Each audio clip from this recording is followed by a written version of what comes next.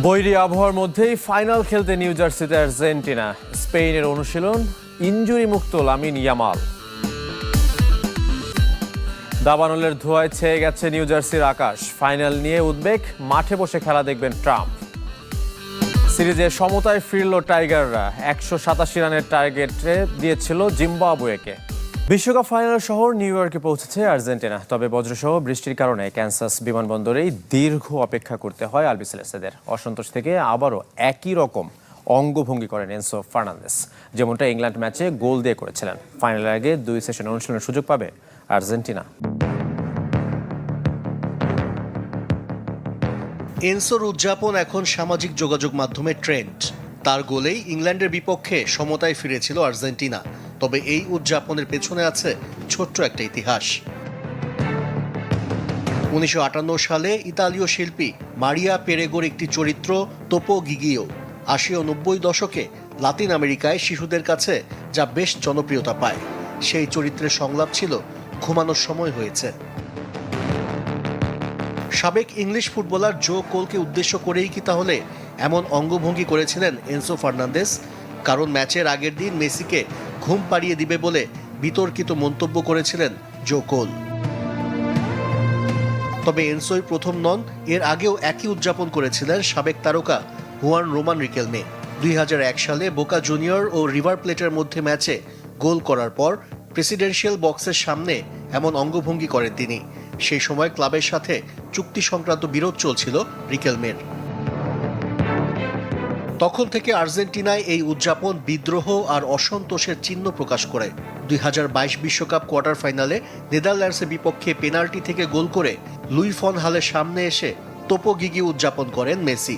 ম্যাচের আগের দিন প্রেস কনফারেন্সে মেসিকে নিয়ে সমালোচনা করেছিলেন ডাচ কোচ। আবারও এই অঙ্গভঙ্গি করে আলোচনায় এনসো ফার্নান্দেস, কারণ নির্ধারিত সময়ে ফাইনালের শহরে পৌঁছাতে পারেনি আলবিসেলেস্তেরা। বজ্রপাতের কারণে দীর্ঘ সময় ক্যানসাস বিমানবন্দরে কাটাতে হয় মেসি আলভারেজদের। যখন নিউ ইয়র্ক হয়ে নিউ জার্সিতে পৌঁছান তখন মধ্যরাত, যে কারণে বিশ্রামের সুযোগও কম পেয়েছে আর্জেন্টিনা। এদিনই অনুশীলনে নামবে বর্তমান চ্যাম্পিয়নরা, যা গণমাধ্যমের জন্য 15 মিনিট উন্মুক্ত থাকবে। এদিকে ইনজুরি সংখ্যা উড়িয়ে ফাইনালে খেলছেন লামিন ইয়ামাল, এমনটাই দাবি করেছেন জনপ্রিয় বিখ্যাত সাংবাদিক ফাব্রিজিও রোমানো। সুস্থ হবার পথে পেদ্রো পোরো। আর রাজ পরিবারের পর মাঠে বসে ফাইনাল খেলা দেখার ঘোষণা দিয়েছেন স্পেনের প্রধানমন্ত্রী পেদ্রো সানচেজ। কেটে গেছে শঙ্কা, লিওনেল মেসির বিপক্ষে খেলার স্বপ্ন পূরণ হচ্ছে লামিন ইয়ামালের।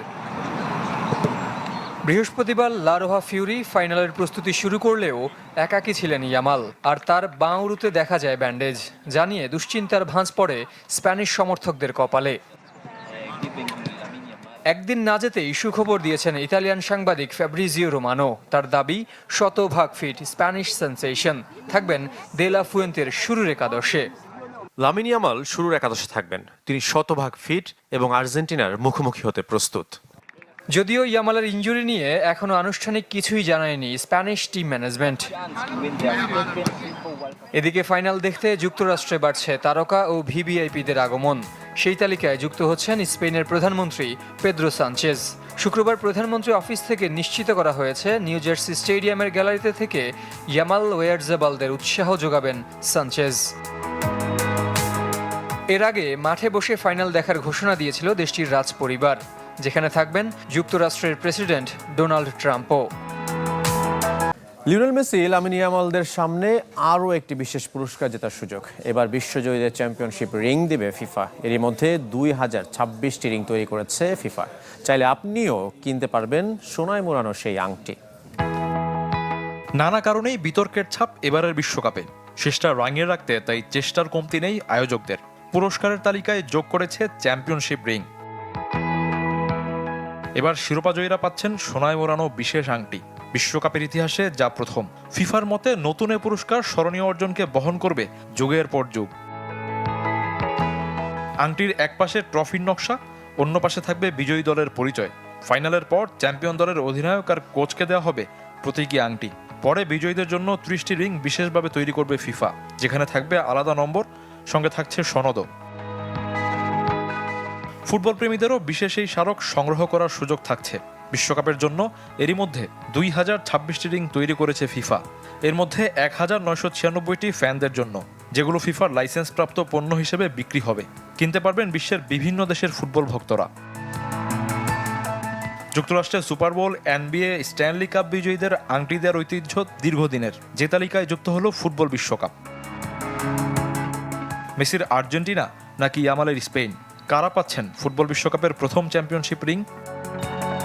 এবারের বিশ্বকাপেও একটা জায়গায় সব ক্লাবকে ছাড়িয়ে অ্যাটলেটিকো মাদ্রিদ। গ্রেটেস্ট ওয়ান আর্থের ফাইনালে টানা তৃতীয়বার সর্বাধিক ফুটবলার খেলবেন মাদ্রিদ ক্লাবটি থেকে। এবার অবশ্য আগের সব রেকর্ড ভেঙেছে, খেলেছেন সর্বোচ্চ 9 জন। পরের অবস্থানে আছে বার্সেলোনার 8 ফুটবলার, যারা সবাই খেলবেন স্পেনের হয়ে। 48 দেশের বিশ্বকাপ শুরু হয়েছিল 1248 জন ফুটবলার নিয়ে। তবে শিরোপার লড়াইয়ে দুদেশের এখন টিকে আছেন মাত্র 52 জন, আর যারা প্রতিনিধিত্ব করছেন 28 ক্লাব। গ্রেটেস্ট ওয়ান আর্থ শুরু করেছিল সবচেয়ে বেশি ম্যান সিটির 19 ফুটবলার। তবে সময়ের ব্যবধানে এখন সবাইকে ছাড়িয়ে অ্যাটলেটিকো মাদ্রিদ। ফাইনালে 9 ফুটবলার ক্লাবটিকে প্রতিনিধিত্ব করবেন। এর মধ্যে স্পেন জার্সিতে খেলবেন 4 জন। মার্কোস সিওরান্তো, পুবিল ও বায়ানা আগে থেকে থাকলেও টুর্নামেন্টের মাঝে লিভারকুসেন থেকে মাদ্রিদের ক্লাবটিতে যোগ দিয়েছেন আলেহান্দ্রো গ্রিমালদো।